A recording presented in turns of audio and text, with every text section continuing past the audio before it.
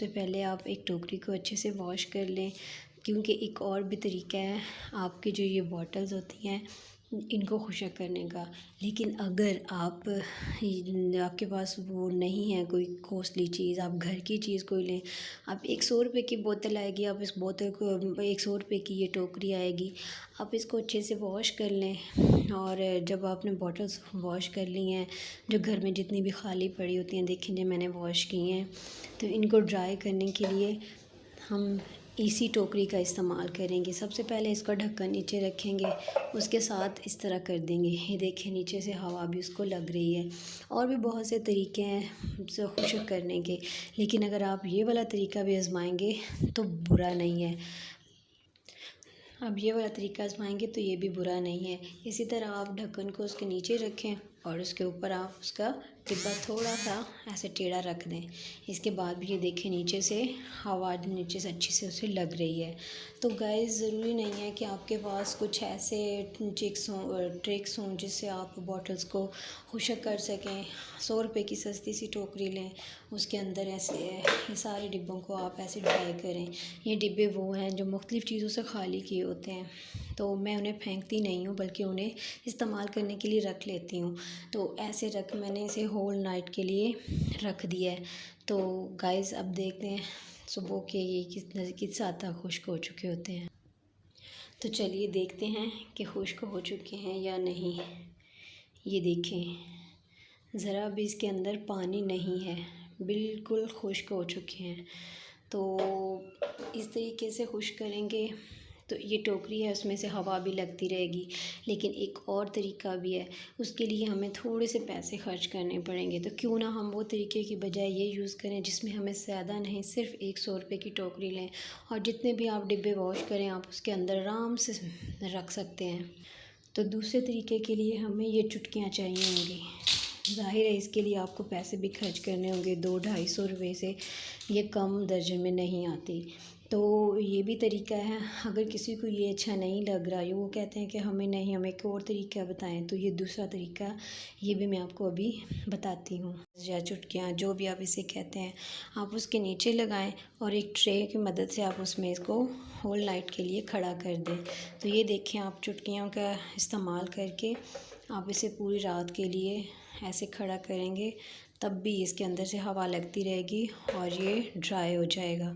लेकिन ये तरीके के लिए हमें थोड़े से ज़्यादा पैसे खर्च करने के पड़ेंगे, जबकि इस टोकरी की मदद से हम बहुत आसानी के साथ और घर में ही मौजूद चीज़ों से हम इसको ड्राई कर सकते हैं। तो व्यूअर्स जब ड्राई हो चुके हैं, अब हम ऐसा करते हैं इनके पिन्स उतारते हैं और इन्हें रीफ़िल करते हैं।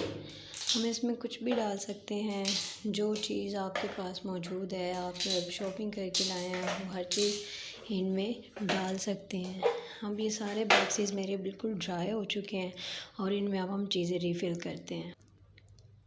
मैंने मैक्रोनीज़ लाई थी, उस वक्त मुझे कोई भी डिब्बा नहीं मिल रहा था क्योंकि ये भी वॉश करने वाले थे, तो इसलिए फिर मैंने इनको रख दिया इसी रफ से डिब्बे में। तो सोचा जब मेरे पास मैं डिब्बे वॉश कर लूँगी तो सारी मैक्रोनीज़ मैं इसमें डाल दूँगी। ये देखिए मैंने सारी मैक्रोनीज़ डिब्बे में डाल दी है और इसे फुल करके इसे एयर टाइट कर दूँगी, क्योंकि इन डिब्बों के जो होता है ना वो एयर टाइट नहीं होता, लेकिन इन डिब्बों के अच्छी तरह एयर टाइट हो जाता है। फिर मैं बाज़ार से कुछ बच्चों के लिए निम्को लेकर आई थी, क्योंकि जो बाज़ार की निम्को होती है ना जो फ्राई की, उसका पता नहीं होता कि वो किस ऑयल में फ्राई की गई है। तो इसलिए मैं हमेशा ऐसे ही करती हूँ कि कच्ची ये निम्को ले आती हूँ तो घर बच्चे को फ्राई करके देती हूँ, तो ये हेल्दी भी हो जाती है और पता भी होता है कि हम किस ऑयल में से फ्राई कर रहे हैं। ये देखें आपको जब भी मौका मिले आप चीज़ों को निकाल के उन्हें एयर टाइट डिब्बों में ज़रूर बंद करके रखा करें। इस तरह चीज़ हाइजीनिक भी रहती है और सेफ़ भी हो जाती है, एयर टाइट भी हो जाती है, उसमें नमी भी नहीं आती। मेरी हमेशा से ये नेचर ही है कि जब भी मैं कोई चीज़ लाती हूँ तो उसे हमेशा पैकेटों से निकाल के एयर टाइट डिब्बों में मैं ज़रूर बंद करके रखती हूँ। और अगर कभी ना भी कर सकूँ, क्योंकि ज़ाहिर है कई दफ़ा डिब्बे वॉश करने वाले होते हैं, कई दफ़ा उनमें चीज़ें रीफ़िल करने के लिए उन्हें साफ़ करना ज़रूरी होता है, तो फिर मुझे इस तरह के डिब्बों में रखना पड़ता है, इस तरह के डिब्बों में, जो बाद में मैं निकाल कर इन्हें एयर टाइट डिब्बों में ज़रूर बंद कर देती हूँ।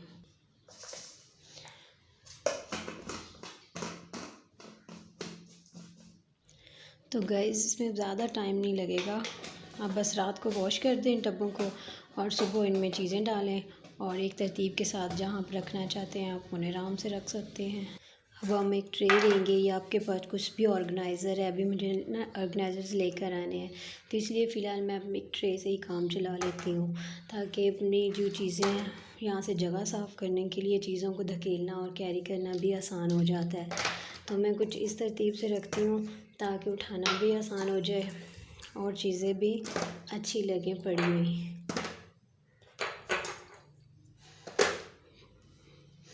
तो व्यूअर्स ये देखें अब मेरे पास हर चीज़ मैंने डिब्बों में पैक करके रख दी है। तो अब इसको खींचना भी आसान है और इसको रखना भी आसान हो जाता है और इसके नीचे से आप आसानी से सफाई भी कर सकते हैं। तो इस तरह आप अपनी चीज़ों को घर में ही रहते हुए घर में ही मुख्तलिफ़ चीज़ें जो आपको लगता है कि डिब्बे बेकार हैं या कोई चीज़ें इसमें आई हैं और अब ये डिब्बे आप रख लिया करें। आपके ये डिब्बे बहुत काम आते हैं और चीज़ें भी इसमें सेफ़ हो जाती हैं।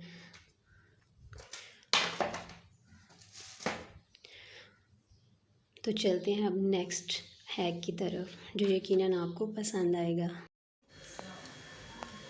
तो गाइस ये देखें आपके सामने हैं कुछ सब्ज़ियों के छिलके हैं, जैसे ये कद्दू के छिलके हैं, गोभी के छिलके हैं, इसके अलावा इसमें ये आलू के छिलके हैं, टमाटर के छिलके हैं। मतलब ये है कि आप जो भी सब्ज़ी बनाएं आप उसके छिलके ज़ाया बिल्कुल मत करें, उनको आप अच्छे से स्टोर करके रखें। बल्कि उसको मैं आपको बताती हूँ कि आप इसको कैसे इस्तेमाल रीयूज़ कर सकते हैं।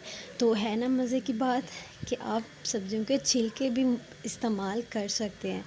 तो उसके लिए आपको सबसे पहले जो भी आप रूटीन में डेली में आप सब्ज़ी बनाते हैं आप उसको इकट्ठा करें और उसको पानी लें, 1 बाउल पानी का लें। उस पानी में इस सारे छिलकों को डुबो दें और पूरी होल नाइट के लिए छोड़ दें। फिर सुबह उठें और उसी पानी को आप पौधों को दें। यकीन करें ना आपको खाद देने की ज़रूरत है ना आपको कुछ और भी डालने की ज़रूरत है।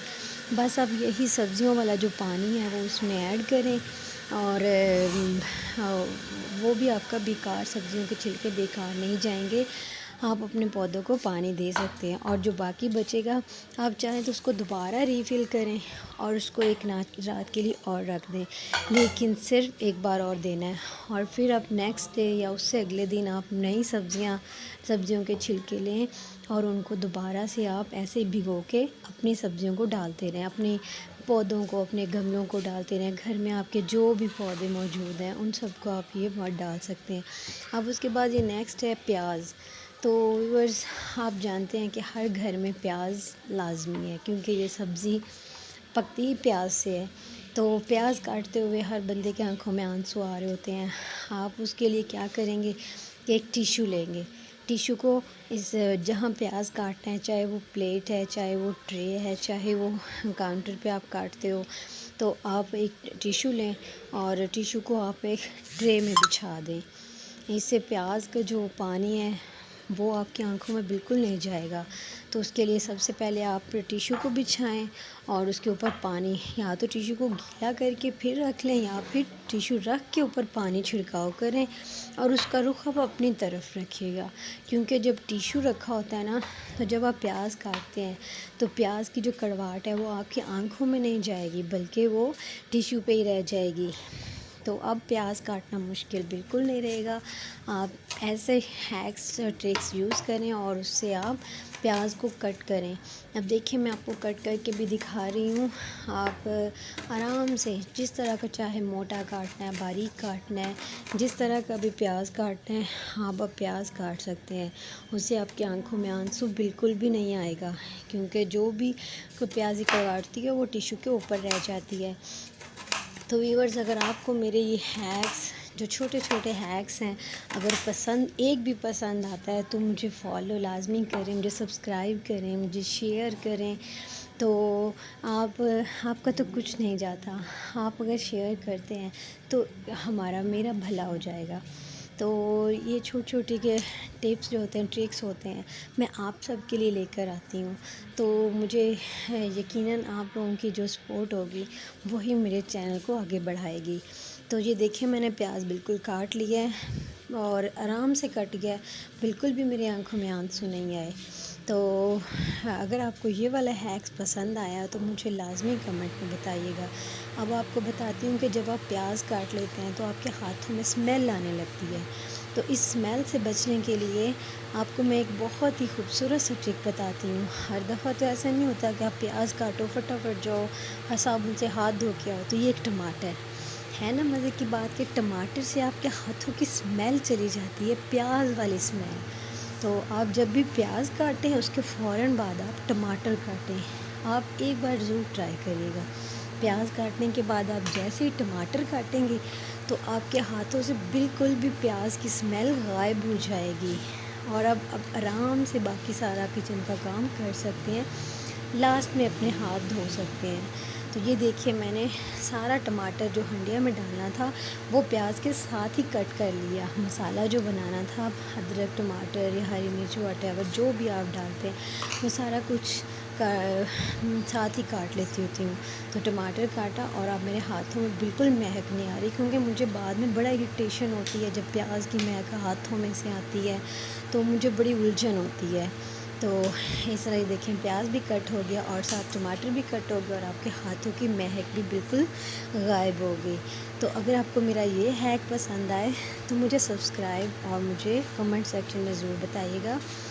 तो आपको यकीनन ये भी बहुत पसंद आएगा। तो चलिए नेक्स्ट हैक की तरफ। तो व्यूअर्स, मैंने कहीं पे देखा था कि आप पेस्ट की मदद से आप अपने सिंक को, बेसन के टैप को, तो आप पेस्ट की मदद से आप अपने बेसन को या सिंक के टैप को या आप अच्छे से वॉश कर सकते हैं, सिंक को वॉश कर सकते हैं।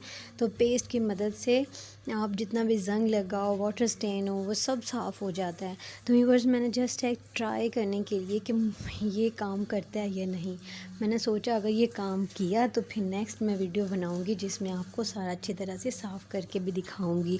तो इसके लिए मैंने फिर थोड़ी सी पेस्ट ली और पेस्ट से जो सिंक के ऊपर, ये टैब के ऊपर अच्छा वाटर स्टेन्स लगे हुए थे, काफ़ी ज़ंग लगा हुआ था क्योंकि मेरी टैब बहुत पुरानी है। तो मैंने कहा कि इसको साफ़ करके देखती हूँ। जस्ट एज़ अ ट्रेलर मैंने थोड़ा सा साफ़ करके देखा है। तो यकीन करें गाइस, वाकई पेस्ट बहुत काम करती है, लेकिन पेस्ट महंगी भी पड़ती है। जब आप ये मैं आपको नेक्स्ट वीडियो बनाऊंगी तो उसमें दिखाऊंगी। आप तब तक के लिए उस पर पैसे भी खर्च होंगे। तो मुझे लाइक और शेयर करें, सब्सक्राइब